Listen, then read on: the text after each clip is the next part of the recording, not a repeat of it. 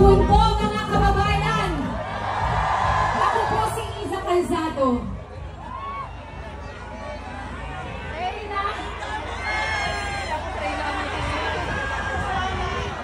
Sa totoo lang po natatakot ako.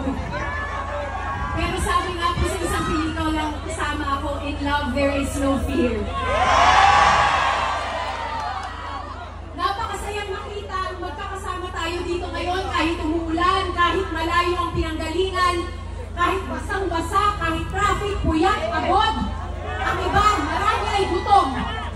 Masaya dahil nagtitipon tayo, dahil nais nating magpahayag ng galit. Nais nating humingi ng katarungan. Nais nating maningil. Nais nating papanagutin ang dapat na managot.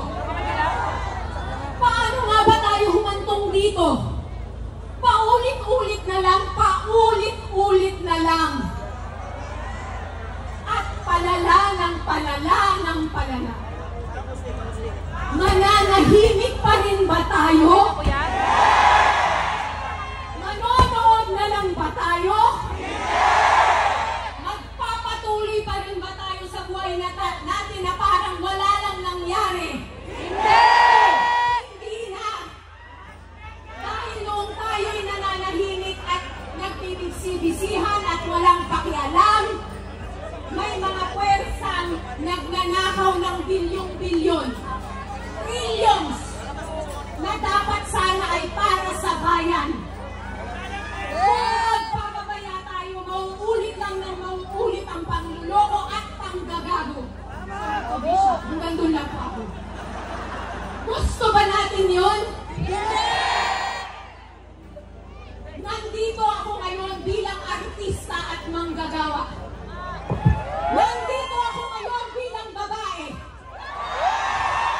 Nandito ako ngayon bilang isang nanay.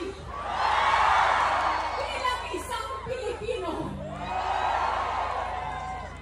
Nais ko lang na lumaki ang anak ko ng masaya, malusog, ligtas at may pangarap.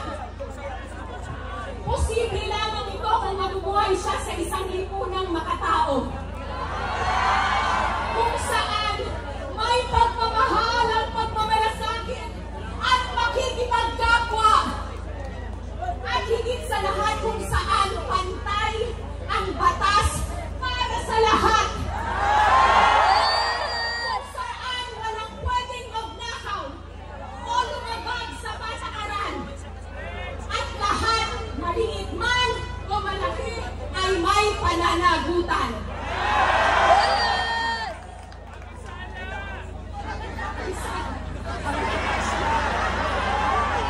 Kung matatapusin sabihin. Kasi dyan kailangan ko magbasa isa, mabilis na lang. At lalo natin inaasahan ang ganitong mga katangian sa ating mga leader at pinunong bayan. Ibinoto natin sila dahil may pangako sila. Nangako silang mamumuno sila ng kapal.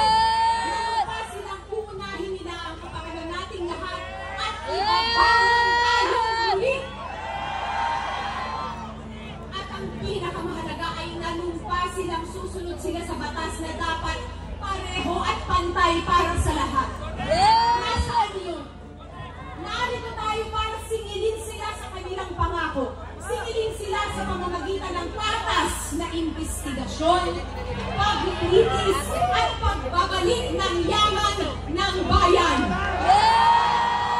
Bilang Pilipino, nandito rin ako para ipaalala sa ating lahat na hindi dito nagtatapos at natatapos ang ating laban.